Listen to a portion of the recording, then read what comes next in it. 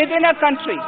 But what we have endured with COVID-19 through 2020 is sui generis.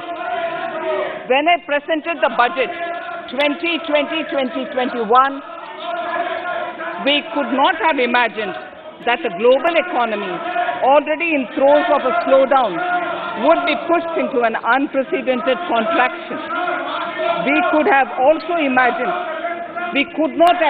imagined then that our people, as those in other countries, would have to endure the loss of near and dear ones and suffer hardships brought about due to a health crisis. The risk of not having a lockdown was far too high. Within 48 hours of declaring a 3-week-long complete lockdown, the Prime Minister announced the Pradhan Mantri Garib Kalyan Yojana, valued at 2.76 lakh crores, that provided free food grain to 800 million people, free cooking gas for 80 million families for months, and cash directly to over 400 million farmers, women, elderly, the poor, and the needy. Even as a large section of citizens stayed home, milk, vegetables, fruit suppliers, health and sanitary workers, truck drivers, railways and public transport workers, bank employees, electricity workers, annadatas, police, firemen and the armed forces all had to go about their work as normal, but with the additional anxiety of the virus hanging over them. We recognize this, and I think I speak on behalf of everybody in this august house when I express my heartfelt gratitude to these men and women for how they were able to carry out their work and duty to provide for the nation's basics over those crucial months. Speaker, sir, for public good, honorable members of parliament and members of legislative assemblies too offered their salaries. In May 2020, the government announced the Aatmanirbhar Bharat package. To sustain the recovery further into the year, we also rolled out 2 more Aatmanirbhar packages, 2 and 3. Total financial impact of all the Aatmanirbhar Bharat packages, including measures taken by the RBI, was estimated to be about 27.1 lakh crores, which amounts to more than 13% of our GDP. As a government, we kept a watch on the situation and were proactive in our responses. The government, led by the Prime Minister, stretched its resources to deliver for most vulnerable sections of our society, the poorest of the poor, the Dalits, the tribals, the elderly, the migrant workers and our children. The Pradhan Mantri Garib Kalyan Yojana, the 3 Aatmanirbhar packages and announcements made later were like 5 mini budgets in themselves. The Aatmanirbhar packages accelerated our pace of structural reforms, redefinition of MSMEs, commercialization of the mining sector, agriculture and labor reforms, privatization of public sector undertakings, One Nation, One Ration Card, production-linked incentive schemes are some of the notable reforms carried out during this period. Faceless income tax assessment, DBT, and financial inclusion are the others. Today, India has 2 vaccines available and has begun medically safeguarding not only her own citizens against COVID-19, but also those of 100 or more countries.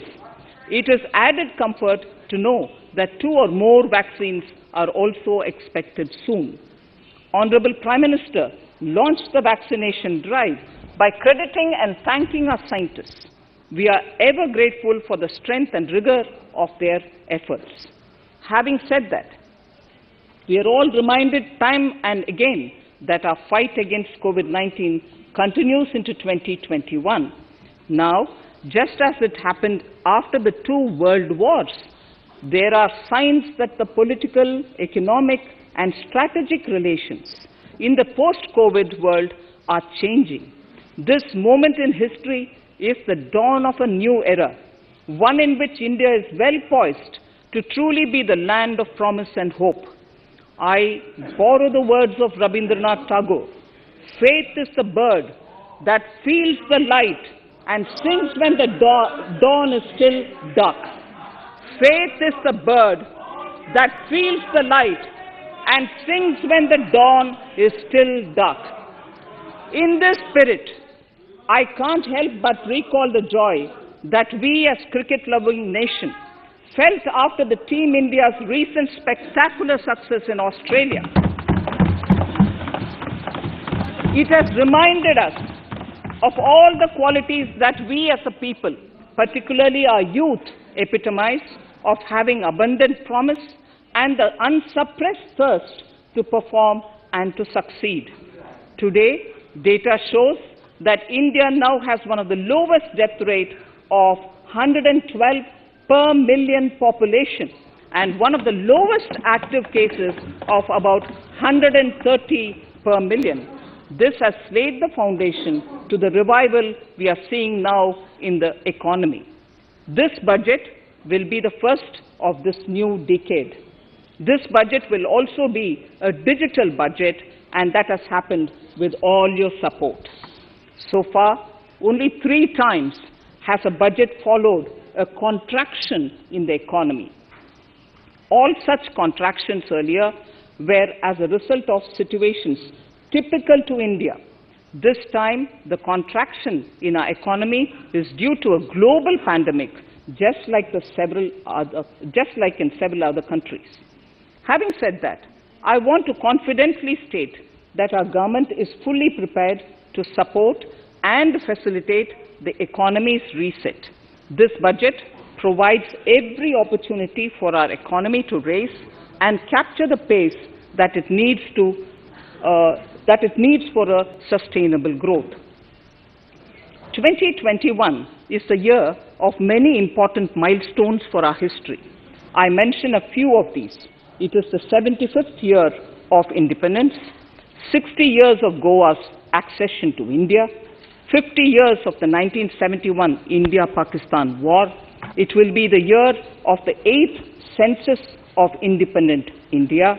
It will also be India's turn at the BRICS presidency, the year for our Chandrayaan-3 mission, and the Haridwar Mahakumbh.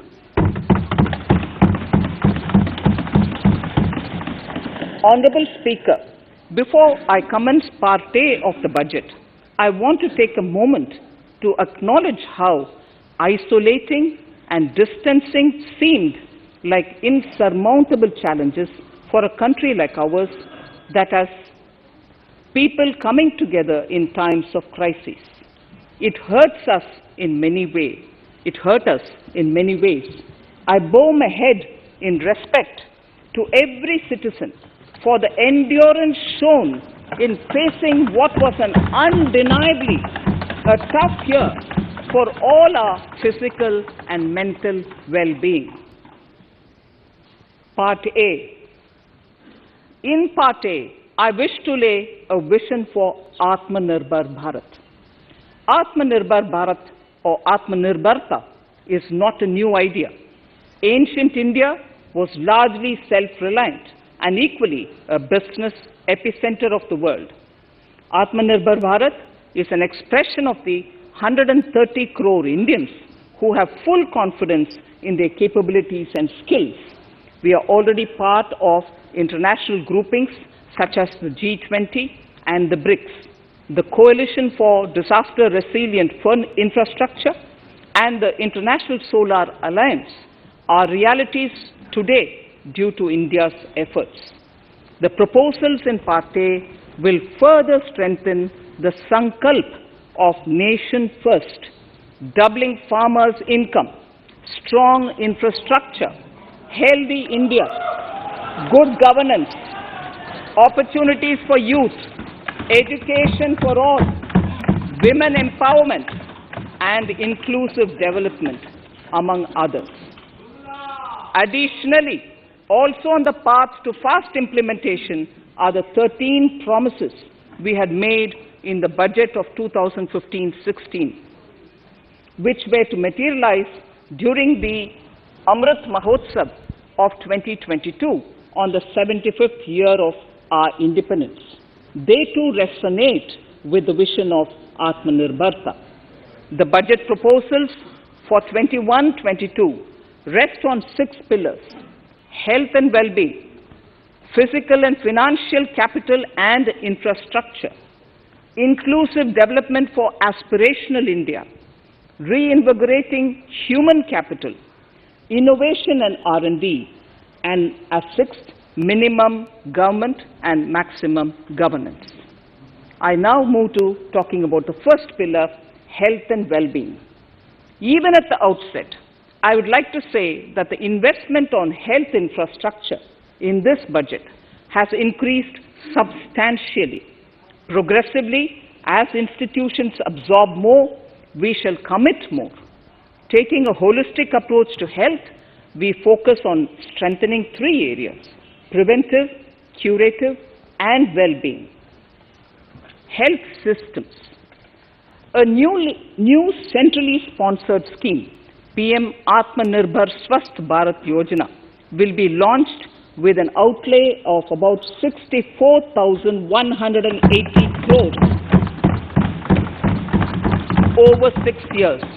This will develop capacities of primary, secondary, and tertiary care health systems, strengthen existing national institutions, and create new institutions to cater to detection and cure of new and emerging diseases. This will be in addition to the National Health Mission.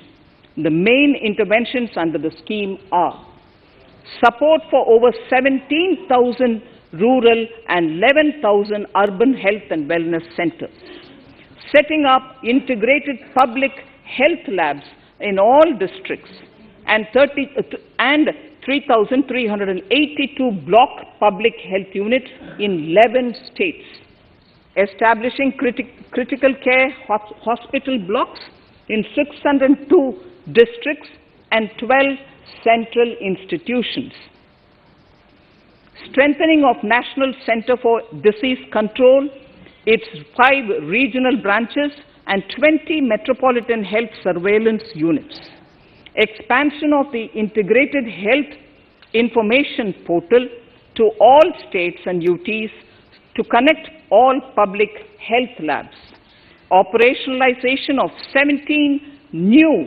public health units, and strengthening of 33 existing public health units at points of entry, that is, at 32 airports, 11 seaports, and 7 land crossings, setting up of 15 health emergency operation centers and 2 mobile hospitals, and setting up of a National Institution for One Health, a regional research platform for WHO, World Health Organization, Southeast Asia Region Office, 9 biosafety level 3 laboratories, and 4 regional national institutes for virology. Nutrition. To strengthen nutritional content, delivery, outreach, and outcome, we will merge the supplementary nutrition program and the Poshan Abhiyan and launch the Mission Poshan 2.0. We shall adopt an intensified strategy to improve nutritional outcomes across 112 aspirational districts. Universal coverage of water supply. The World Health Organization has repeatedly stressed the importance of clean water, sanitation, and clean environment as a prerequisite to achieving universal health. The Jal Jeevan Mission Urban will be launched. It aims at universal water supply in all 4,378 urban local bodies with 2.86 crores household tap connections, as well as liquid waste management in 500 Amrit cities. It will be implemented over 5 years with an outlay of 2,87,000 crores.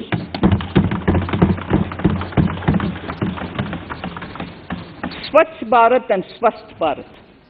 For further Swachhata of urban India, we intend to focus on complete fecal sludge management and wastewater treatment, source segregation of garbage, reduction in single-use plastic, reduction in air pollution by effectively managing waste from construction and demolition activities, and bioremediation of all legacy dump sites. The Urban Swachh Bharat Mission 2.0 will be implemented with a total financial allocation of 1,41,678 crores over a period of 5 years from 2021. Clean air. To tackle the burgeoning problem of air pollution, I propose to provide an amount of 2,217 crores of rupees for 42 urban centers with a million-plus population in this budget. Scrapping policy. We are separately announcing, Honorable Speaker, a voluntary vehicle scrapping policy to phase out old and unfit vehicles. This will help in encouraging fuel-efficient, environment-friendly vehicles, thereby reducing vehicular pollution and oil import bills. Vehicles would undergo fitness tests in automated fitness centers after 20 years in case of personal vehicles and after 15 years in case of commercial vehicles. Details of the scheme will be separately shared by the ministry. Vaccines. The pneumococcal vaccine, a made-in-India product, is presently limited to only 5 states. It will be rolled out across the country. This will avert more than 50,000 child deaths annually. Honorable Speaker, I have provided 35,000 crores of rupees for COVID-19 vaccines in this year 21-22. I am committed to provide further funds if required. So the budget outlay for health and well-being is 2,23,846 crores in this BE 21-22, as against the BE of only 94,452 crores, and it marks an increase of 137%. The details of the same are at Annexure 1 of the speech. Honorable Speaker, I now move to the second pillar, physical and financial capital and infrastructure. Aatmanirbhar Bharat, production-linked incentive schemes are things which I would like to place an emphasis. For a $5 trillion economy, our manufacturing sector has to grow in double digits on a sustained basis. Our manufacturing companies need to become an integral part of global supply chains, possess core competence and cutting-edge technology. To achieve all of the above, PLI schemes to create manufacturing global champions for an Aatmanirbhar Bharat have been announced for 13 sectors. For this, the government has committed nearly 1.97 lakh crores over 5 years starting this financial year. This initiative will help bring scale and size in key sectors, create and nurture global champions, and provide jobs to our youth. Textiles. To enable the textile industry to become globally competitive, attract large investments, and boost employment generation, a scheme of Mega Investment Textiles Park will be launched in addition to the PLI schemes. This will create world-class infrastructure with plug-and-play facilities to create global champions in exports. 7 textile parks will be established over 3 years. Infrastructure. The National Infrastructure Pipeline, which I announced in December 2019, is the first of its kind. Whole of government exercise ever undertaken by Government of India. The NIP was launched with 6,835 projects. The project pipeline has now expanded to 7,400 projects. Around 217 projects worth rupees 1.10 lakh crores under some key infrastructure ministries have been completed. The NIP is a specific target which this government is committed to achieving over the coming years. It will require major increase in funding from both the government and the financial sector. In this budget, I propose to take concrete steps to do this in 3 ways. Firstly, by creating the institutional structures. Secondly, by a big thrust on monetizing assets. And thirdly, by enhancing the share of capital expenditure in central and state budgets. Infrastructure needs long-term debt financing. A professionally managed development financial institution is necessary to act as a provider, enabler, and catalyst for infrastructure financing. Accordingly, I shall introduce a bill to set up a development financial institution. I have provided a sum of 20,000 crore rupees to capitalize this institution. The ambition is to have a lending portfolio of at least 5 lakh crores for this DFI within 3 years' time. Debt financing of InvITs and REITs by foreign portfolio investors will be enabled by making suitable amendments in the relevant legislations. This will further ease access of finance to InvITs and REITs, thus augmenting funds for infrastructure and real estate sectors. Asset monetization. Monetizing operating public infrastructure. Monetizing operating public infrastructure assets is a very important financing option for new infrastructure construction. A national monetization pipeline of potential brownfield infrastructure assets will be launched. An asset monetization dashboard will also be created for tracking the progress and to provide visibility to investors.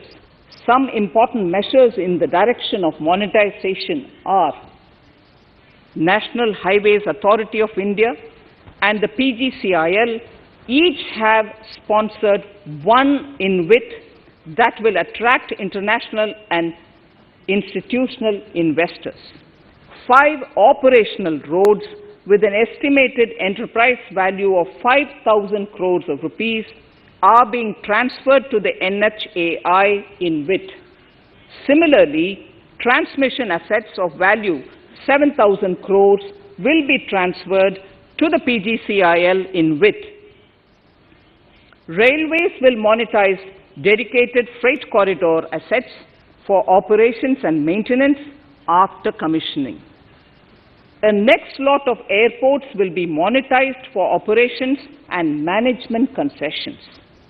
Other core infrastructure assets that will be rolled out under the asset monetization programs are NHAI operational toll roads, 2 transmission assets of PGCL, 3 oil and gas pipelines of GAIL, Gas Authority of India Limited, IOCL and HPCL, Airports Authority of India airports in Tier 2 and 3 cities, other railway infrastructure assets, warehousing assets of CPSE, such as the Central Warehousing Corporation and NAFED, among others, and sports stadiums. Sharp increase in capital budget. In the BE 2020-21, we had provided for 4.12 lakh crores for capital expenditure. It was our effort that in spite of resource crunch, we should spend more on capital, and we are likely to end this year at around 4.39 lakh crores, which I have provided in the RE of 2020-2021. For 21-22, I propose a sharp increase in capital expenditure and thus have provided 5.54 lakh crores, which is 34.5% more than the BE of 2020-2021. Of this, I have kept a sum of more than 44,000 crores in the budget head of the Department of Economic Affairs to be provided for projects, programs, or departments that show good progress in capital expenditure and are in need of further funds. Over and above this expenditure, we would also be providing more than 2 lakh crores to states and autonomous bodies for their capital expenditure. We will also work out specific mechanisms to nudge states to spend more of their budget on creation of infrastructure.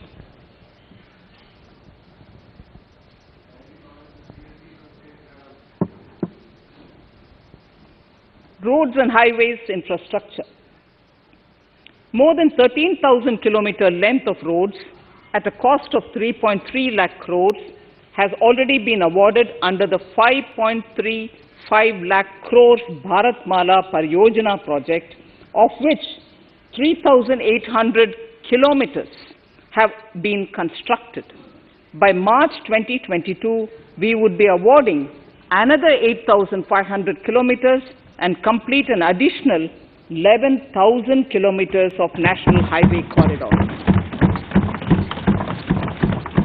To further augment road infrastructure, more economic corridors are also being planned. Some are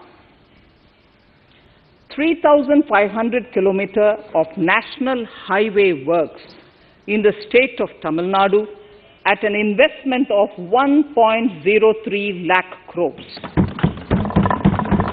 These include Madurai-Kollam corridor, Chittoor-Tachur corridor, and construction will start next year. Second, 1,100 kilometers of national highway works in the state of Kerala at an investment of 65,000 crores, including 600 kilometer section of Mumbai-Kanyakumari corridor in Kerala. Third, 675 kilometers of highway works in the state of West Bengal at a cost of 25,000 crores, including upgradation of existing road Kolkata-Siliguri.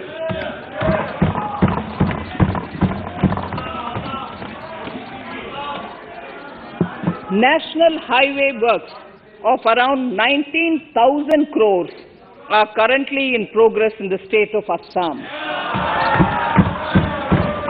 Further works of more than 34,000 crores covering more than 1,300 kilometers of national highways will be undertaken in the state in the coming 3 years.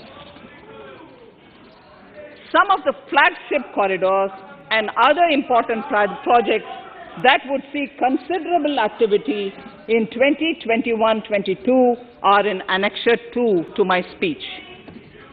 I am also providing an enhanced outlay of 1,18,101 lakh crores, 1,18,101 crores for Ministry of Road Transport and Highways, of which 1,08,230 crores is for capital, the highest ever provided. Railway infrastructure. Honorable Speaker, sir, Indian Railways have prepared a National Rail Plan for India 2030. The plan is to create a future-ready railway system by 2030, bringing down the logistic costs for an industry is at the core of our strategy to enable Make in India.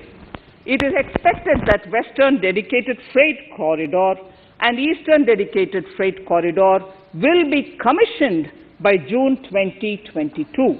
The following additional initiatives are also proposed. The Sonnagar-Gomo sections, 263 kilometers of Eastern Dedicated Freight Corridor, will be taken up in PPP mode in this year itself. Gomo-Dankuni section of 274.3 kilometers will be also taken up shortly in short succession.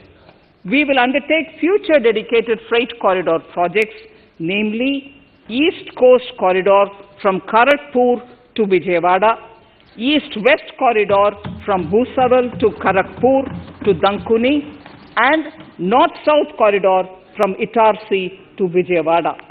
Detailed project reports will be undertaken in the first phase. Broad gauge route kilometers, RKM as I referred to, electrified is expected to reach 46,000 kilometers, 46,000 RKM. That is 72% by end of 2021 from 41,548 RKMs on 1st October 2020. 100% electrification of broad gauge routes will be completed by December 2023. For passenger convenience and safety, the following measures are being proposed. We will introduce the aesthetically designed Vista Dome LHB coach on tourist routes to give better travel experience to passengers. The safety measures undertaken in the past few years have borne results.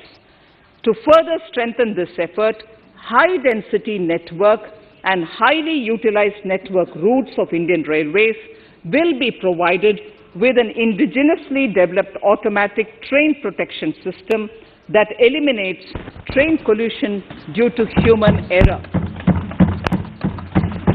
I am providing a record sum of 1,10,055 crores for railways, of which 1,07,100 crores is for capital expenditure only. Urban infrastructure. We will work towards raising the share of public transport in urban areas through expansion of metro rail networks and augmentation of city bus services. A new scheme will be launched at a cost of 18,000 crores to support augmentation of public bus transport services. The scheme will facilitate deployment of innovative PPP models to enable private sector players to finance, to acquire, to operate, and to maintain over 20,000 buses. The scheme will boost the automobile sector, provide fillip to economic growth, create employment opportunities for our youth, and enhance ease of mobility for urban residents. A total of 702 kilometers of conventional metro is operational, and another 1,016 kilometers of metro and RRTS is under construction in 27 cities. Two new technologies, that is Metro Light and Metro Neo, will be deployed to provide metro rail systems at much lesser cost with same experience, convenience and safety in Tier 2 cities and peripheral areas of Tier 1 cities also. Central counterpart funding will be provided to Kochi Metro Railway Phase 2 of 11.5 km at a cost of 1,957.05 crores. Chennai Metro Railway Phase 2 of 118.9 kilometers at a cost of 63,246 crores. Bengaluru Metro Railway Project Phase 2A and 2B of 58.19 kilometers at a cost of 14,788 crores. Nagpur Metro Rail Project Phase 2 and Nashik Metro at a cost of 5,976 crores and 2,092 crores respectively. Power infrastructure.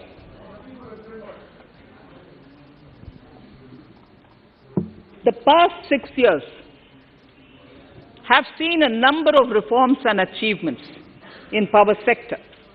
We have added 139 gigawatts of installed capacity, connected an additional 2.8 crore households, and added 1.41 lakh circuit kilometers of transmission lines. The distribution companies across the country are monopolies, either government or private. There is a need to provide choice to the consumers by promoting competition.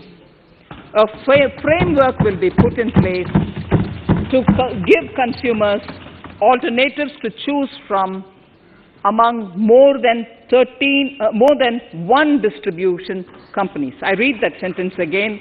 A framework will be put in place to give consumers alternatives to choose from among more than one distribution company. The viability of distribution companies is a serious concern.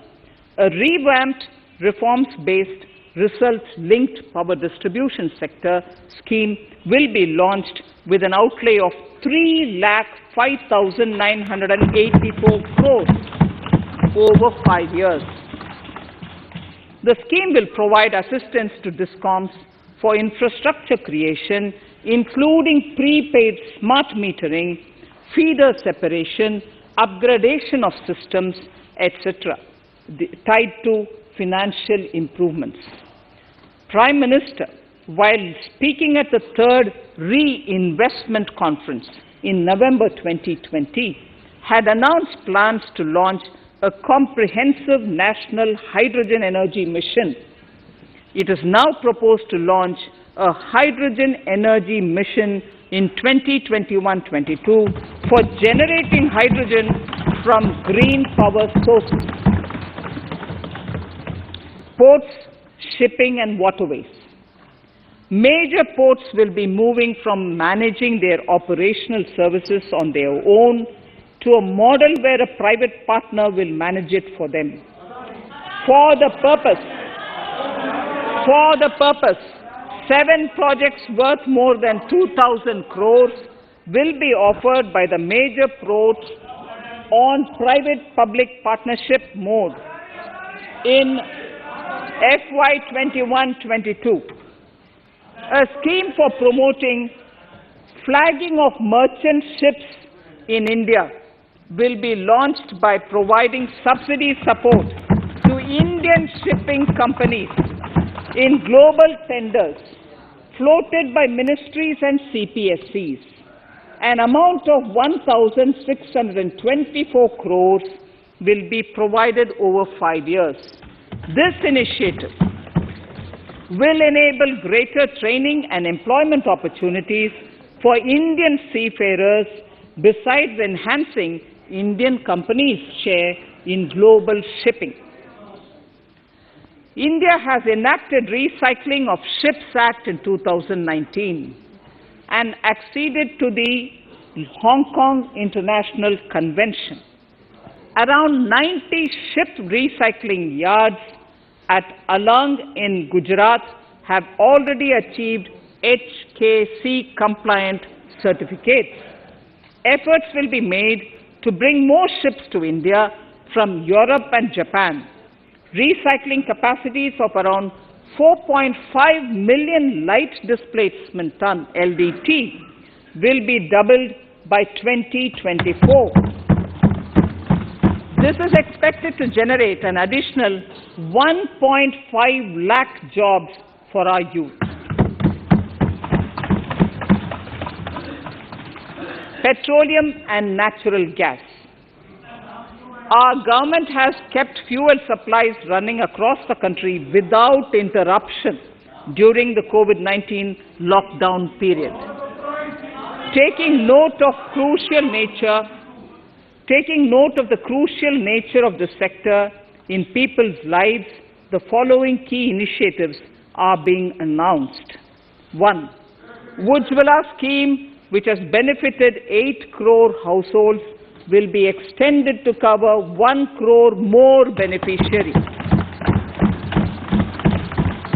We will add 100 more districts in next 3 years to the city gas distribution network. A gas pipeline project will be taken up in the Union Territory of Jammu and Kashmir. An independent gas transport system operator will be set up for facilitation and coordination of booking of common carrier capacity in all natural gas pipelines on a non-discriminatory open access basis. Financial capital. I propose to consolidate the provisions of the SEBI Act 1992, Depositories Act 1996, Securities Contracts Regulation Act 1956, and Government Securities Act 2007 into a rationalized single Securities Markets Code. The government would support the development of a world-class fintech hub at the GIFT IFSC. To instill confidence amongst the participants in corporate bond market during times of stress and to generally enhance secondary market liquidity, it is proposed to create a permanent institutional framework. The proposed body would purchase investment-grade debt securities both in the stressed and normal times and help in the development of the bond market. In the budget 2018-19, Government had announced its intent to establish a system of regulated gold exchanges in the country. For the purpose, SEBI will be notified as the regulator, and Warehousing Development and Regulatory Authority will be strengthened to set up a commodity market ecosystem arrangement, including vaulting, assaying, logistics, etc., in addition to warehousing. Towards investor protection, I propose to introduce an investor charter as a right of all financial investors across all financial products. To give a further boost to the non-conventional energy sector, I propose to provide additional capital infusion of 1,000 crores to Solar Energy Corporation of India and 1,500 crores to Indian Renewable Energy Development Agency. I propose to amend the Insurance Act 1938 to increase the permissible FDI limit from 49% to 74% in insurance companies and allow foreign ownership and control with safeguards. Under the new structure, the majority of directors on the board and key management persons would be resident Indians, with at least 50% of directors being independent directors and specified percentage of profits being retained as general reserve. Stressed asset resolution by setting up a new structure. The high level of provisioning by public sector banks of their stressed assets calls for a measure to clean up the bank books. An asset reconstruction company limited, an asset management company, would be set up to consolidate and take over the existing stressed debt and then manage and dispose of the assets to alternative investment funds and other potential investors for eventual value realization. Recapitalization of PSB. To further consolidate the financial capital capacity of PSBs, Further recapitalization of 20,000 crores is proposed in 21-22. Deposit insurance. Last year, government had approved an increase in the deposit insurance cover from 1 lakh rupees to 5 lakhs for bank customers. I shall be moving amendments to DICGC Act 1961 in this session itself to streamline the provision so that if a bank is temporarily unable to fulfill its obligations, the depositors of such bank can get easy and time-bound access to their deposits to the extent of the deposit insurance cover.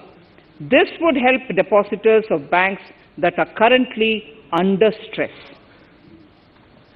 To improve credit discipline, while continuing to protect the interest of small borrowers, for NBFCs with minimum asset size of 100 crores, the minimum loan size eligible for debt recovery under the Securitization and Reconstruction of Financial Assets and Enforcement of Security Interests, SARFAESI Act 2002, it is proposed to be reduced from the existing level of 50 lakhs to 20 lakhs. Company matters. The decriminalization of the procedural and technical compoundable offences under Companies Act 2013 is now complete. I now propose to take up decriminalization of the Limited Liability Partnerships Act 2008. Honorable Speaker, I propose to revise the definition under the Companies Act 2013 for small companies by increasing the threshold for paid-up capital from not exceeding 50 lakh to not exceeding 2 crores and turnover from not exceeding 2 crores to not exceeding 20 crores. This will benefit more than 2 lakh companies in easing their compliance requirements. As a further measure which directly benefits startups and innovators, I propose to incentivize the incorporation of one-person companies by allowing one-person companies to grow without any restriction on paid-up capital and turnover, allowing their conversion into any other type of company at any time, reducing the residency limit for an Indian citizen to set up an one-person company from 182 days to 120 days, and allow also non-resident Indians to incorporate OPCs in India. This will be a big boost for startups. To ensure faster resolution of cases, the NCLT framework will be strengthened, e-court system shall be implemented, and alternate methods of debt resolution and special framework for MSMEs shall be introduced. During the coming fiscal, we will be launching data analytics, artificial intelligence, machine learning driven MCA 2.1 version to MCA 21 version 3.0. MCA 21 version 3.0. This version 3.0 will have additional modules for e-scrutiny, e-adjudication, e-consultation, and compliance management. Disinvestment and strategic sale. In spite of COVID-19, we have kept working towards strategic disinvestment. A number of transactions, namely BPCL, Air India, Shipping Corporation of India, Container Corporation of India, IDBI Bank, Bharat Earth Movers Limited, Pavan Hans, Neelachal Ispat Nigam Limited, among others, would be completed in 21-22. Other than IDBI banks, we propose to take up the 2 public sector banks and 1 general insurance company in the year 21-22. This would require legislative amendments, and I propose to introduce the amendments in this session itself. In 21-22, we would also bring the IPO of LIC, for which I am bringing the requisite amendments in this session itself. In the Aatmanirbhar package, I had announced that we will come out with a policy of strategic disinvestment of public sector enterprises. I'm happy to inform the House that the government has the government has approved the said policy. The policy provides a clear roadmap for disinvestment in all non-strategic and strategic sectors. We have kept 4 areas that are strategic, where bare minimum CPSEs will be maintained and rest privatized. In the remaining sectors of all CPSEs will be privatized. The main highlights of the policy are mentioned in Annexure 3. To fast forward the disinvestment policy, I'm asking NITI to work out on the next list of center public sector companies that would be taken up for strategic disinvestment. To similarly incentivize states to take to disinvestment of their public sector companies, we will work out an incentive package of central funds to states. Idle assets will not contribute to Aatmanirbhar Bharat. The non-core assets largely consist of surplus land with government ministries and departments and public sector enterprises. Monetizing of land can either be by way of direct sale or concession or by similar means. This requires special abilities, and for this purpose, I propose to use a special purpose vehicle in the form of a company that would carry out this activity. In order to ensure timely completion of closure of sick or loss-making CPSEs, we will introduce a revised mechanism that will ensure timely closure of such units. I have estimated 1,75,000 crores as receipts from disinvestment in BE 21-22.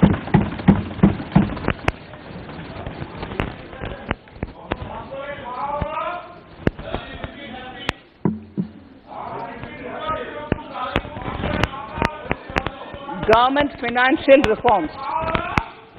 Under the Treasury Single Account, the TSA system, autonomous bodies directly draw funds from the government's account at the time of actual expenditure, saving interest costs.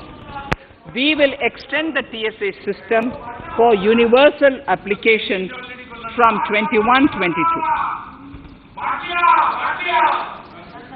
On the recommendation of the 15th Finance Commission, we have undertaken a detailed exercise to rationalize and bring down the number of centrally sponsored schemes. This will enable consolidation of outlays for better impact. The government is committed to the development of multi-state cooperatives and will provide all support to them. To further streamline the ease of doing business for cooperatives, I propose to set up a separate administrative structure for them. So the third pillar of Aatmanirbhar Bharat, inclusive development for aspirational India. Honorable Speaker, sir, under this pillar, I will cover agriculture and allied sectors, farmers' welfare and rural India, migrant workers and labor, and financial inclusion. Agriculture. Our government is committed to the welfare of farmers. The MSP regime has undergone a sea change to assure price that is at least 1.5 times the cost of production across all commodities.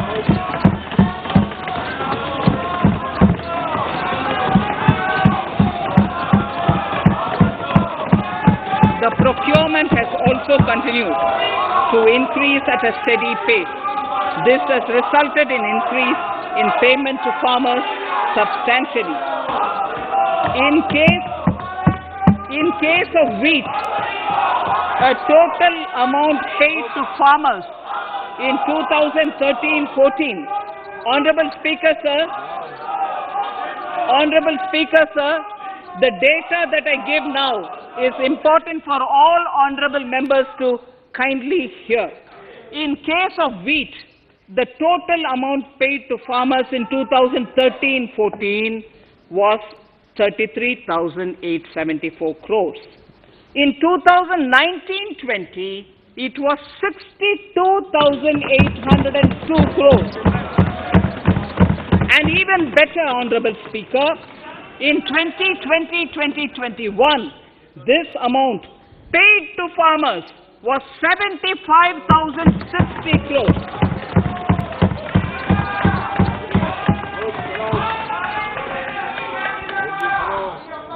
Honorable Speaker, again an important fact, the number of wheat growing farmers that were benefited increased in 2020-21 to 43.36 lakhs compared to 35.57 lakhs in 2019-20. That much of an increase within 1 year. For paddy, again an important data. For paddy, the amount paid in 2013-14 was 63,928 crores.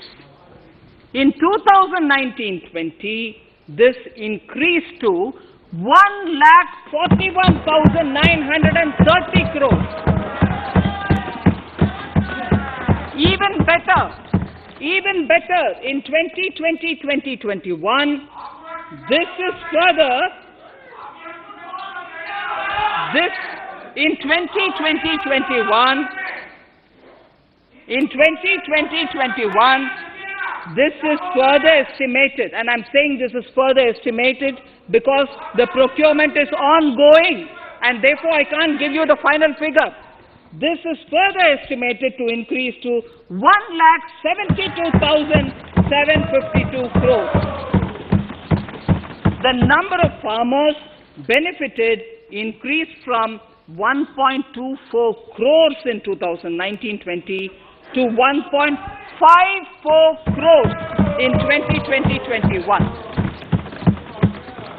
In the same way, Honorable Speaker, sir, in the case of pulses, the amount paid in 2013-14 was 236 crores.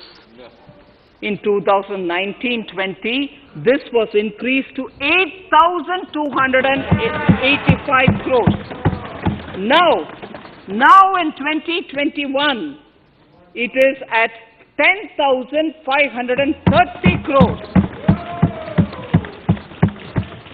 More than 40 times increase from 2013-14.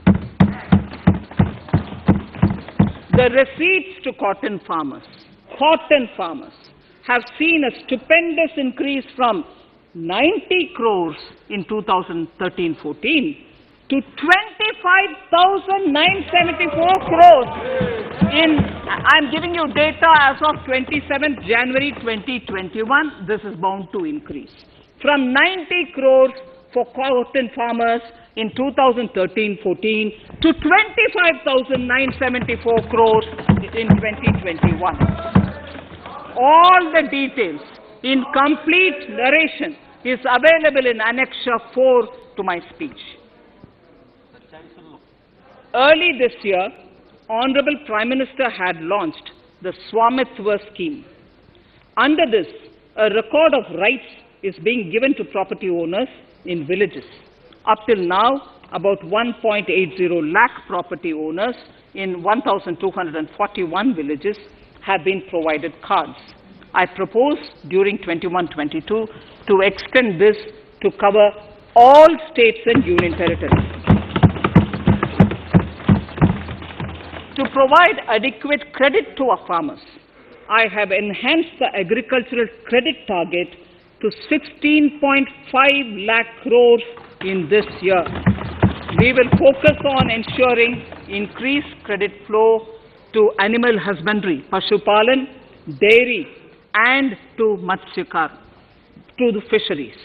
We are enhancing the allocation to the Rural Infrastructure Development Fund from 30,000 crores to 40,000 crores. The Micro Irrigation Fund, with a corpus of 5,000 crores, has been created under NABARD.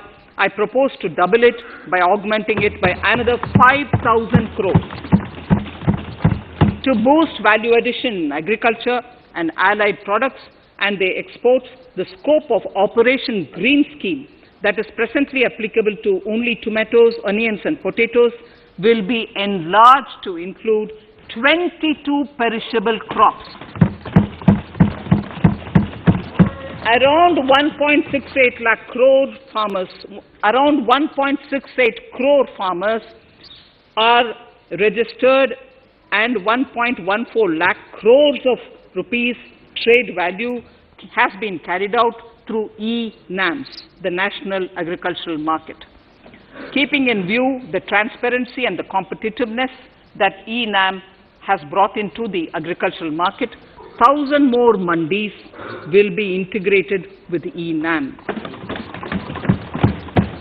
Honorable Speaker, sir, with all this, the Agricultural Infrastructure Fund would be made available to the APMCs for augmenting their infrastructure facilities.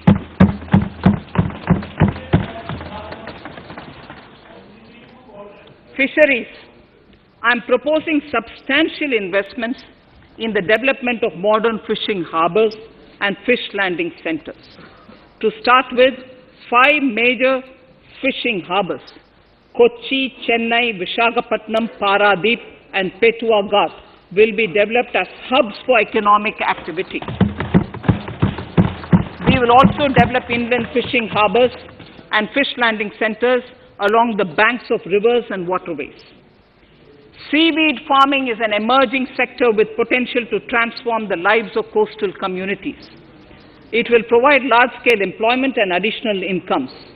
To promote seaweed farming and cultivation, I propose a multi-purpose seaweed park to be established in Tamil Nadu. Migrant workers and laborers.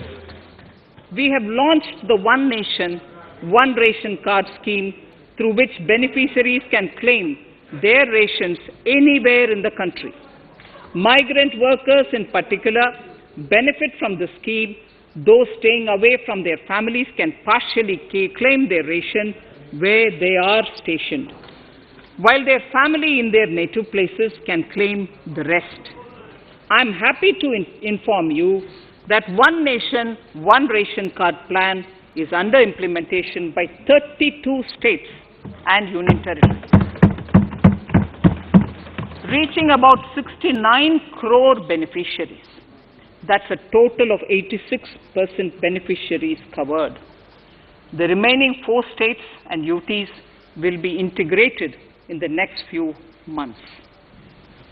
To further extend our efforts towards the unorganized labor force, migrant workers in particular, I propose to launch a portal that will collect relevant information on gig workers, building and construction workers, among others.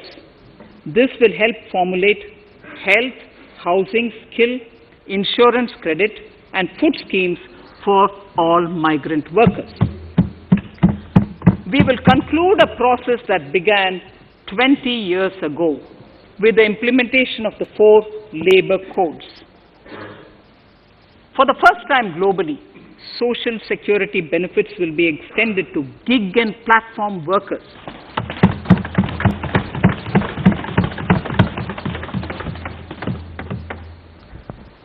Minimum wages will apply to all categories of workers, and they will all be covered by the Employees State Insurance Corporation.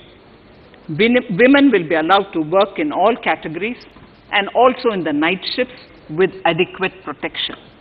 At the same time, compliance burden on employers will be reduced with a single registration and licensing and online returns.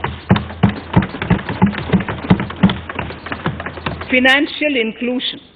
To further facilitate credit flow under the scheme of Stand Up India for the scheduled castes and scheduled tribes and also women, I propose to reduce the margin money requirement from 25% to 15% only,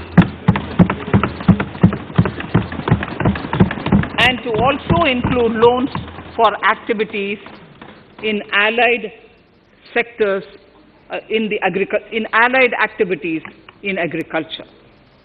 We have taken a number of steps to support the MSME sector.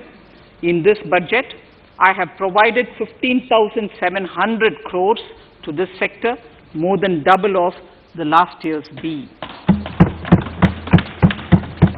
Honorable Speaker, sir, I now go to the fourth pillar, reinvigorating human capital. The national education policy announced recently has had good reception. In school education, more than 15,000 schools will be qualitatively strengthened to include all components of the national education policy.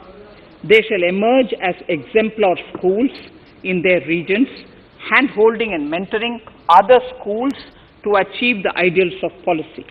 100 new Sainik schools will be set up in partnership with NGOs, private schools and states. Higher education. In Budget 2019-20, I had mentioned about the setting up of a higher education commission in India. We would be introducing the legislation this year to implement the same.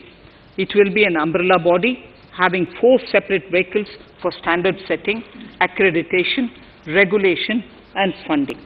Many of our cities have various institutions, universities, and colleges supported by the Government of India. Hyderabad, for example, has about 40 major institutions. In 9 such cities, we will create a formal umbrella structure so that these institutions can have better synergy while also retaining their internal autonomy. A glue grant will be set aside for this purpose. For accessible higher education in Ladakh, I propose to set up a central university in Leh.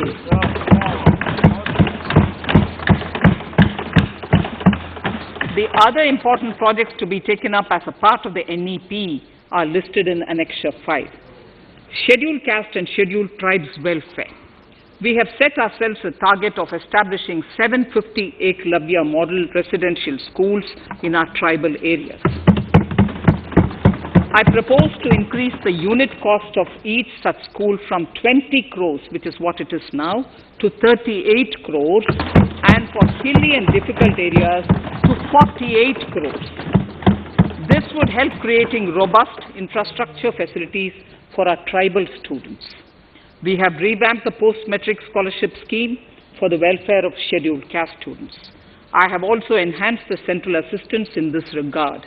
We are allotting 35,219 crores for 6 years till 25-26 to benefit 4 crores scheduled caste students.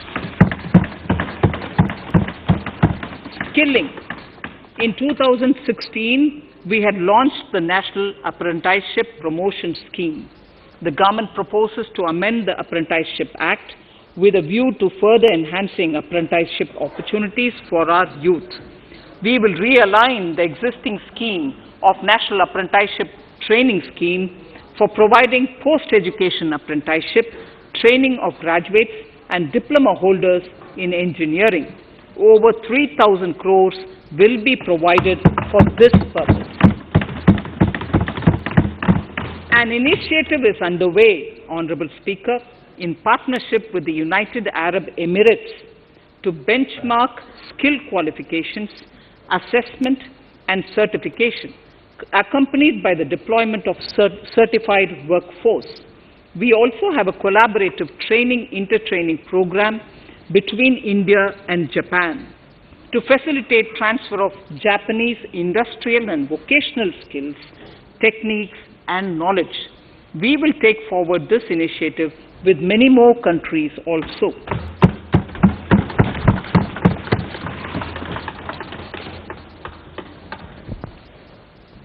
Innovation and R&D.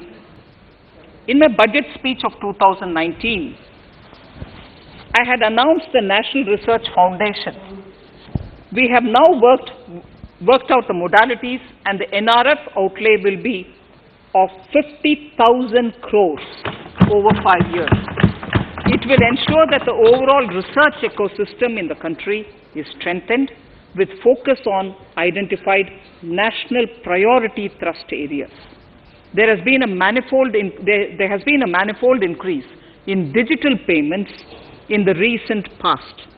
To give a further boost to digital transactions, I earmarked 1,500 crores for a proposed scheme that will provide financial incentive to promote digital mode of payment. We will undertake a new initiative, National Language Translation Mission. This will enable the wealth of governance and policy-related knowledge on the internet being made available in major Indian languages.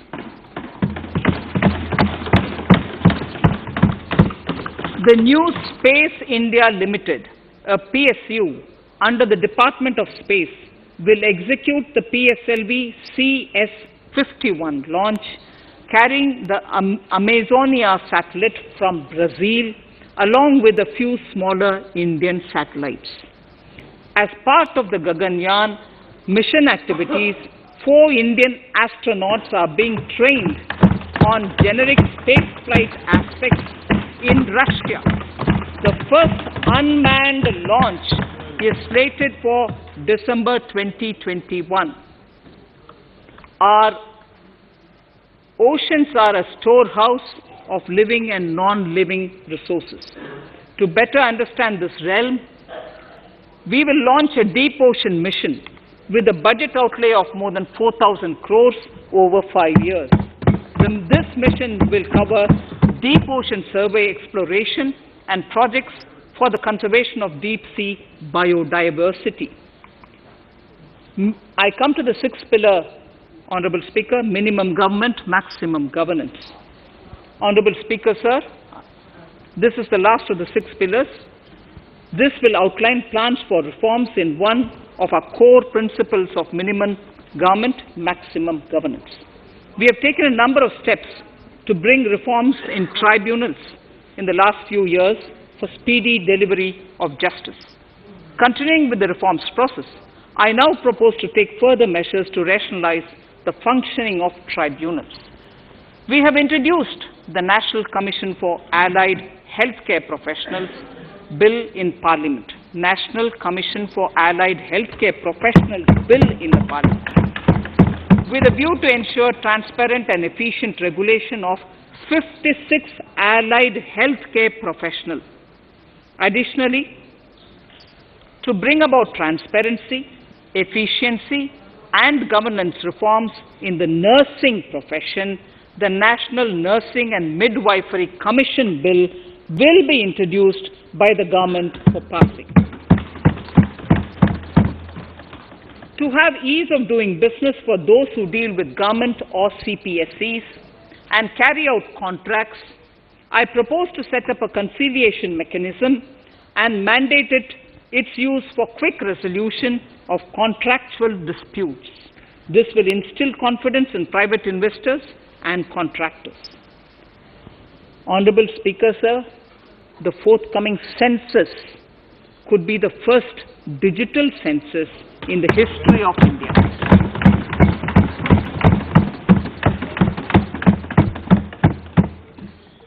For this monumental milestone marking task, I have allocated 3,768 crores in this year, 21-22. Honorable Speaker, Goa is celebrating the Diamond Jubilee year of the state's liberation from Portuguese rule.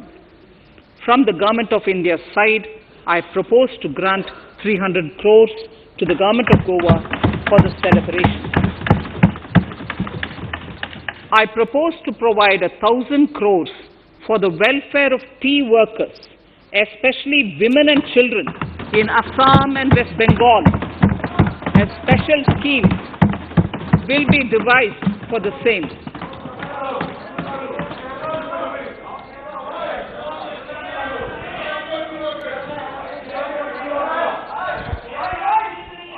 Fiscal position. Fiscal position. In these last few paragraphs of part A of my speech, I draw the attention of this august House to the fact that at the beginning of the current financial year, the pandemic's impact on the economy resulted in a weak revenue inflow. This was combined with high expenditure to provide essential relief to vulnerable sections of the society, especially the poor, the women, scheduled castes, and scheduled tribes. Unlike many other countries, we opted for a series of medium-sized packages during the pandemic so that we could calibrate and target our response according to the evolving situation. Once the health situation stabilized and the lockdown was being slowly lifted, we switched to ramping up government spending so as to revive domestic demand. As a result, against an original BE expenditure of 30.42 lakh crores for 2020-21, our RE estimates are 34.50 lakhs.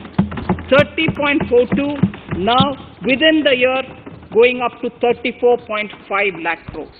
We have maintained quality of expenditure.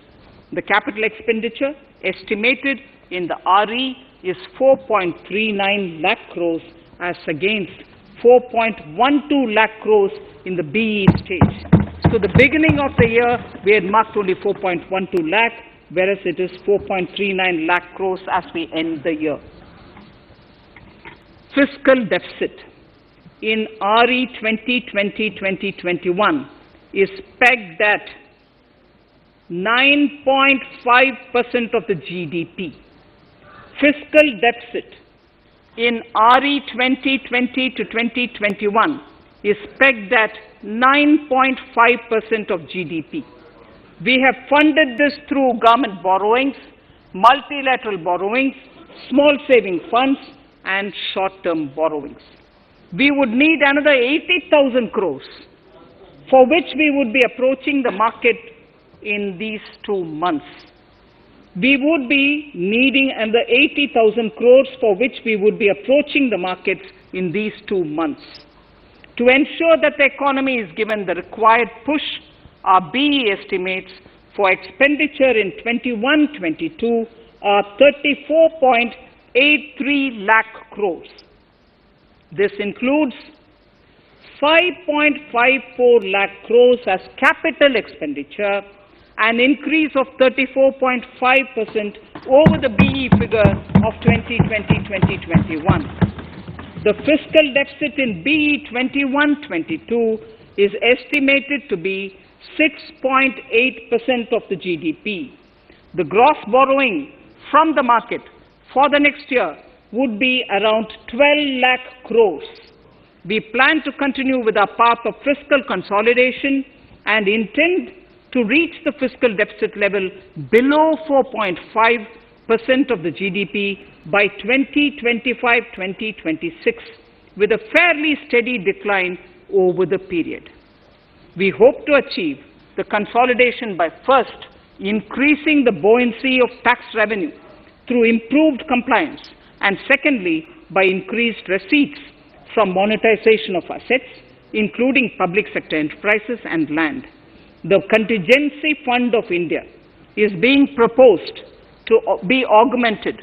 The Contingency Fund of India is being proposed to be augmented from 500 crores to 30,000 crores through finance bill. In accordance with the views of the 15th Finance Commission, we are allowing a normal ceiling of net borrowing for the states at 4% of GSDP for the year 21-22. A portion of this ceiling will be earmarked to be spent on incremental capital expenditure. Additional borrowing ceiling of 0.5% of the GSDP will also be provided subject to conditions. States will be expected to reach a fiscal deficit of 3% of GSDP by 2023-24 as recommended by the 15th Finance Commission. In the July 2019-20 budget, I introduced the Statement 27 on extra budgetary resources.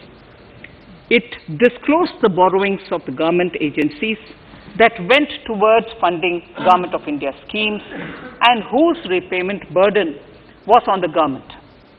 In my 2020-21 budget, I enhanced the scope and coverage of that statement by including the loans provided by government to the FCI, the Food Corporation of India. Taking a step further in this direction, I propose to discontinue the NSSF loan to FCI for food subsidy, and accordingly, budget provisions have been made in RE 2020-21 and in the BE 2021-22.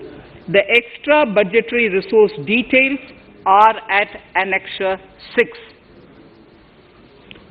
We know that the FRBM Act mandates fiscal deficit of 3% of GDP to be achieved by 31st March 2020-2021.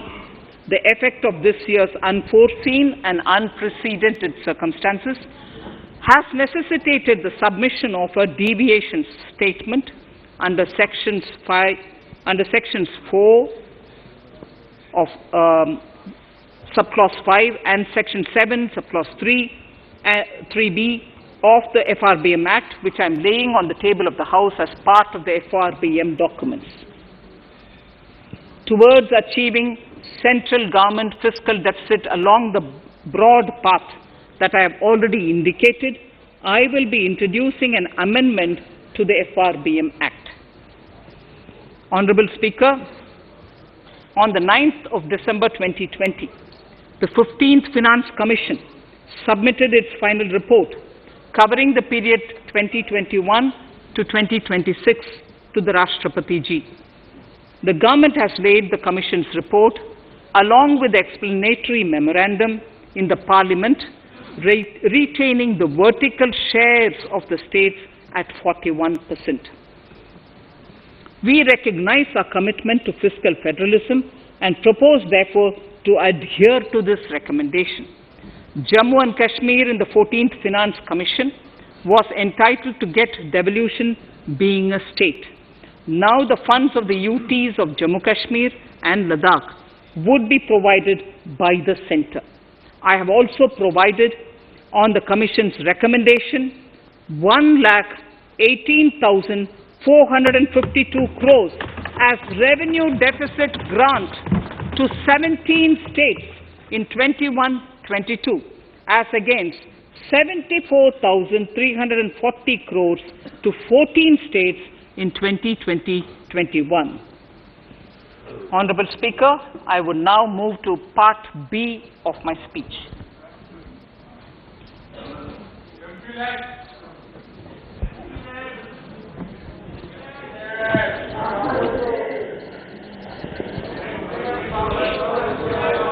Honorable Speaker, the world is facing a serious challenge of the pandemic and its aftershock. In these trying times, when many economies are struggling to revive, our people and our industry have exhibited remarkable resilience. As I mentioned already, post-pandemic, a new world order seems to be emerging, one in which Asia is poised to occupy a prominent position, and India will have a leading role therein. In this scenario, our tax system has to be transparent, efficient, and should promote investments and employment in our country.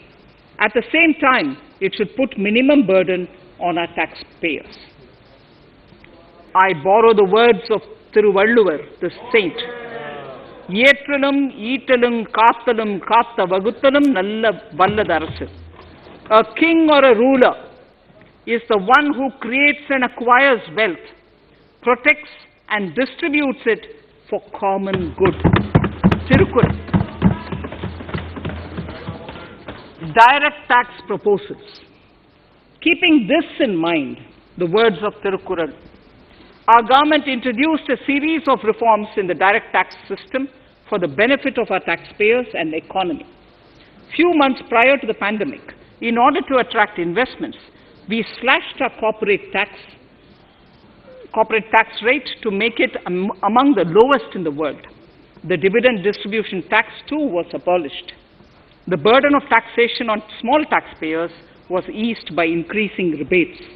In 2020, the return filers saw a dramatic increase to 6.48 crores from 3.31 crores in 2014.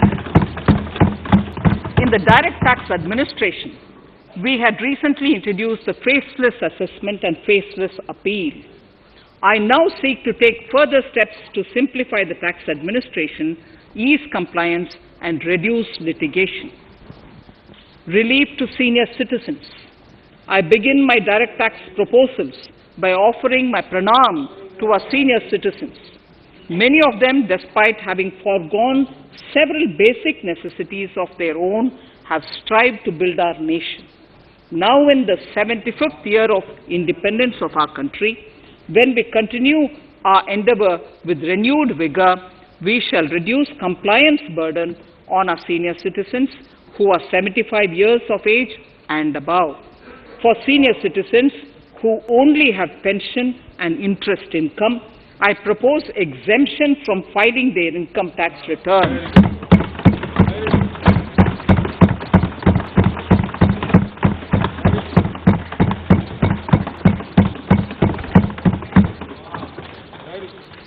The paying bank will deduct the necessary tax on their income.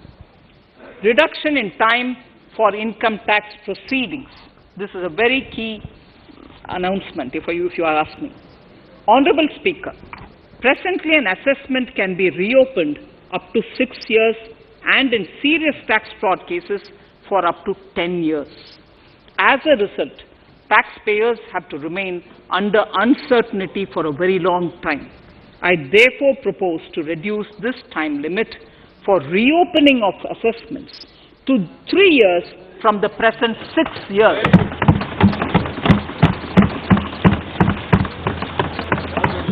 In serious tax evasion cases too, only where there is evidence of concealment of income of 50 lakh or more in a year. In serious tax evasion cases too, only where there is evidence of concealment of income of 50 lakh or more in a year can the assessment be reopened up to 10 years. Even this reopening can be done only after the approval of the Principal Chief Commissioner, the highest level of Income Tax Department. Setting up the Dispute Resolution Committee. Honorable Speaker, it has been the resolve of this government to reduce litigation, which mars the present taxation system. The government came out with the Direct Taxation Vivad Se Vishwas scheme to give taxpayers an opportunity to settle long-pending disputes and be relieved to further strain on their time and resources. The response from taxpayers has been the best ever, as over 110,000 taxpayers have already opted to settle tax disputes of over 85,000 crores under the scheme. To further reduce litigation for small taxpayers, I propose to constitute a dispute resolution committee for them, which will be faceless to ensure efficiency, transparency, and accountability. Anyone with a taxable income up to 50 lakh and disputed income up to 10 lakh shall be eligible to approach the committee. Faceless IT-AT. For ease of compliance and to reduce discretion, we are committed to make the taxation processes faceless. The government has already introduced faceless assessment and appeal this year. The next level of income tax appeal is the Income Tax Appellate Tribunal. I now propose to make this tribunal faceless. We shall establish a national faceless Income Tax Appellate Tribunal Center. All communication between the tribunal and the appellant shall be electronic. Where personal hearing is needed, it shall be done through video conferencing. Relaxations to NRI. When non-resident Indians return to India, they have issues with respect to their accrued incomes in their foreign retirement accounts. This is usually due to mismatch in taxation period. They also face difficulties in getting credit for Indian taxes in foreign jurisdictions. I propose to notify rules for removing their hardship of double taxation. Exemption from audit. Currently, if your turnover exceeds 1 crore, you have to get your accounts audited. In February 2020 budget, I had increased the limit for tax audit to 5 crores for those who carry out 95% of their transactions digitally. To further incentivize digital transactions and to reduce compliance burden, I propose to increase this limit for tax audit for such persons from 5 crores to 10 crores. Relief for dividend. In the previous budget, I had abolished the dividend distribution tax in order to incentivize investment. Dividend was made taxable in the hands of shareholders. Now, in order to provide ease of compliance, I propose to make dividend payment to rate and InvIT exempt from TDS. Further, as the amount of dividend income cannot be estimated correctly by the shareholders for paying advance tax, I propose to provide that advance tax liability on dividend income shall arise only after the declaration or payment of dividend. Also, for the foreign portfolio investors, I propose to enable deduction of tax on dividend income at lower treaty rate. Attracting foreign investment into infrastructure sector. In the last budget, for attracting foreign investment in the infrastructure sector, we had granted 100% tax exemption, subject to certain conditions, to foreign sovereign wealth funds and pension funds on their income from investment in Indian infrastructure. We have noticed that few of such funds are facing difficulties in meeting some of the conditions. In order to ensure that a large number of funds invest in India, I propose to relax some of these conditions relating to prohibition on private funding, restriction on commercial activities, and direct investment in infrastructure. In order to allow funding of infrastructure by issue of zero coupon bonds, I propose to make notified infrastructure debt funds eligible to raise funds by issuing tax-efficient zero coupon bonds. Affordable housing.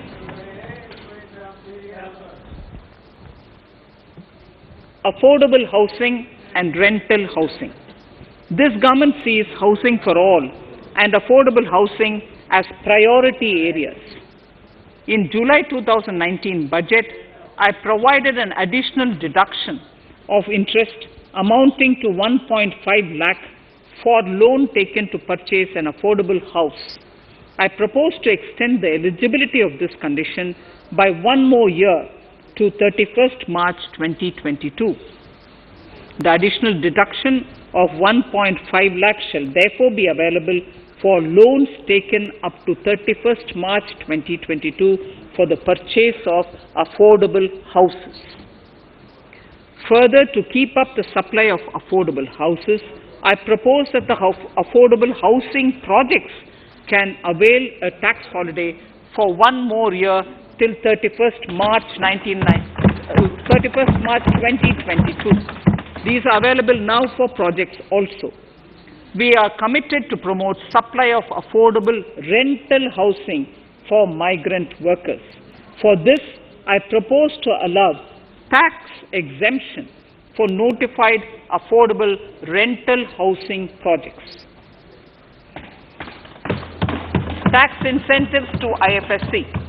As I mentioned in Part A of this speech, the government is committed to making the International Financial Services Center in Gift City a global financial hub.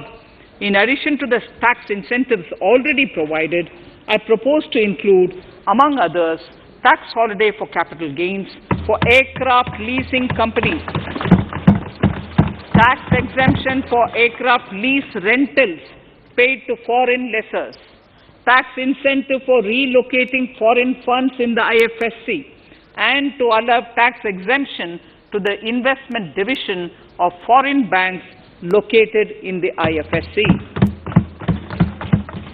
Pre-filling of returns. Honorable Speaker, in order to ease compliance for the taxpayer, details of salary income, tax payments, TDS, etc., already come pre-filled in income tax returns. To further ease filing of returns, details of capital gains from listed securities, dividend income, and interest from banks, post office, etc., will also be now pre-filled. Relief to small trusts. We hope to reduce compliance burden on small charitable trusts running educational institutions and hospitals. So far, there is a blanket exemption to such entities whose annual receipt does not exceed 1 crore of rupees. I now propose to increase this amount to 5 crores. Labor welfare. We have noticed that some employers deduct the contribution of employees toward provident funds, superannuation funds, and other social security funds, but do not deposit these contributions within the specified time. For these employees, this means a loss of interest or income. In cases where an employer later becomes financially unviable, non-deposit results in a permanent loss for the employees. In order to ensure that employees' contributions are deposited on time, I reiterate that the late deposit of employees' contribution by the employer will not be allowed as deduction to the employer.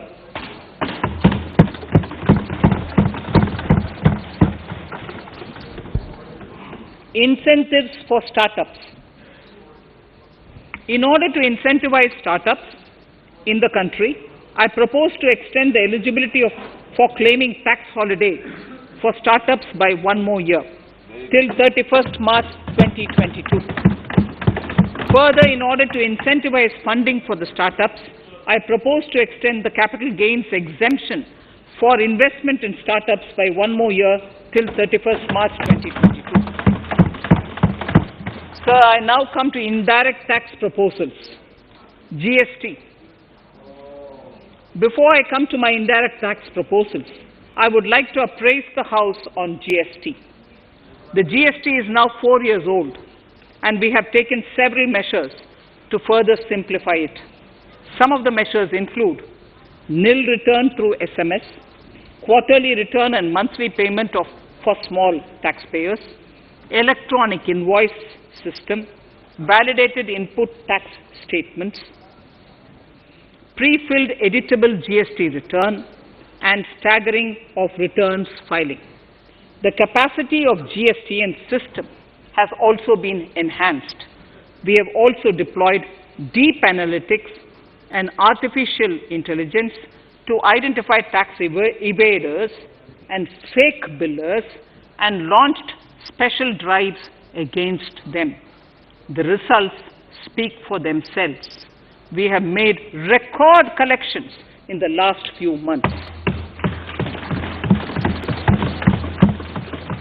The GST Council has painstakingly thrashed out thorny issues.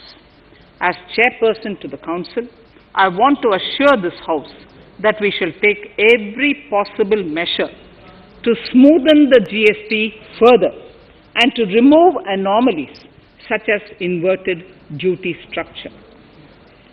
Custom duty rationalization.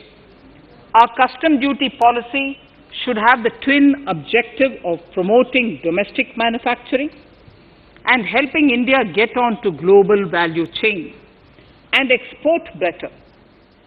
The thrust now has to be on easy access to raw materials and exports of value-added products.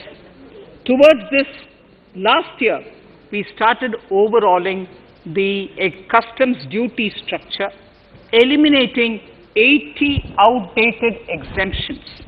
I also thank everyone who responded overwhelmingly to a crowdsourcing call for suggestions on this revamp. I now propose to review more than 400 old exemptions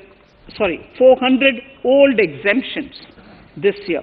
I repeat, I now propose to review more than 400 old exemptions this year. We will conduct this through extensive consultations, and from 1st October 2021, we will put in place a revised customs duty structure free of distortions. I also propose that any new customs duty exemptions, therefore, henceforth will have validity up to 31st March, following 2 years from the date of the issue. Electronic and mobile phone industry. Domestic electronic manufacturing has grown rapidly. We are now exporting items like mobiles and chargers. For greater domestic value addition, we are withdrawing a few exemptions on part of chargers and sub-parts of mobiles. Further, some parts of mobiles will move from nil rate to a moderate 2.5%. Iron and steel. MSMEs and other user industries have been severely hit by a recent sharp rise in iron and steel prices. Therefore, we are reducing customs duty uniformly to 7.5% on semis, flats, and long products of non-alloy, alloy, and stainless steels. To provide relief to metal recyclers, mostly MSMEs, I am exempting duty on steel scrap for a period up to 31st March 2022. Further, I am also revoking ADD and CVD on certain steel products. Also, to provide relief to copper recyclers, I am reducing duty on copper scrap from 5% to 2.5%. Textiles. The textile sector generates employment and contributes significantly to the economy. There is a need to rationalize duties on raw material inputs to man-made textiles. We are now bringing nylon chain on par with polyester and other man-made fibers. We are uniformly reducing the BCD rates on caprolactam, nylon chips, nylon fiber, and yarn to 5%. This will help the textile industry, MSMEs, and also overall exports. Chemicals. We have calibrated customs duty rates on chemicals to encourage domestic value addition and to remove inversions. Apart from other items, we are reducing customs duty on naphtha to 2.5% to correct inversion. Gold and silver presently attract a basic customs duty of 12.5%. Since the duty was raised from 10% in July 19, prices of precious metals have risen sharply. To bring it closer to previous levels, we are rationalizing customs duty on gold and silver. Renewable energy. In Part A, we have already acknowledged that solar energy has huge promise for India. To build up domestic capacity, we will notify a phased manufacturing plan for solar cells and solar panels. At present, to encourage domestic production, we are raising duty on solar inverters from 5% to 20% and on solar lanterns from 5% to 15%. Capital equipment and auto parts. There is immense potential in manufacturing heavy capital equipment domestically. We will comprehensively review the rate structure in due course. However, we are revising duty rates on certain items immediately. We propose to withdraw exemptions on tunnel boring machine. It will attract a customs duty of 7.5% and its parts a duty of 2.5%. We are raising customs duty on certain auto parts to 15% to bring them on par with general rate on auto parts. MSME products. We are proposing certain changes to benefit MSMEs.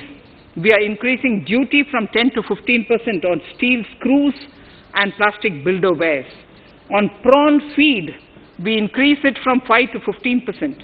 We are rationalizing exemption on import of duty-free items as an incentive to exporters of garments, leather and handicraft items.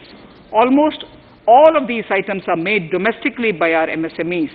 We are withdrawing exemption on imports of certain kinds of leathers as they are domestically produced in good quantity and quality, mostly by MSMEs.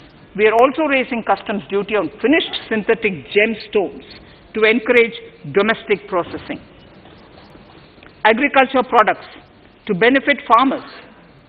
We are raising customs duty on cotton from nil to 10%, on raw silk and silk yarn from 10 to 15%. We are also withdrawing end-use based concession on denatured ethyl alcohol.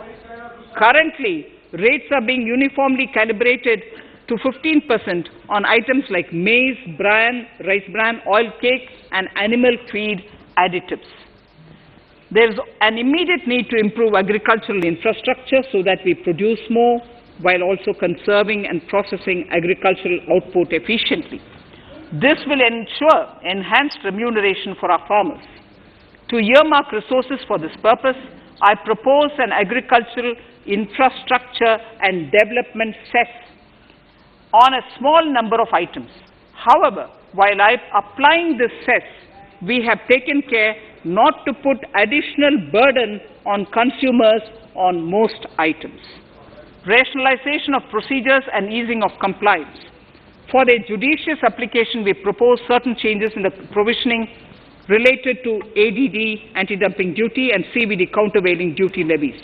To complete customs investigation, we are prescribing definite timelines. In 2020, we rolled out the Turant Customs Initiative, which brought in faceless, paperless, and contactless customs measures. With effect from September 2020, we have implemented a new procedure for administration of rules of origin. This has helped in putting a check on misuse of FTAs. The specific details of direct and indirect tax changes proposed are listed in the annexure to my speech. Honorable Speaker, sir, with these words, I commend the budget to this august House. Thank you.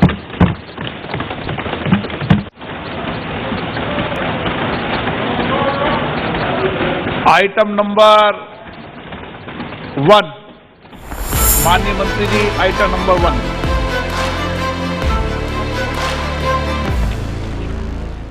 Sir, I wish to place on table the 15th Finance Commission report.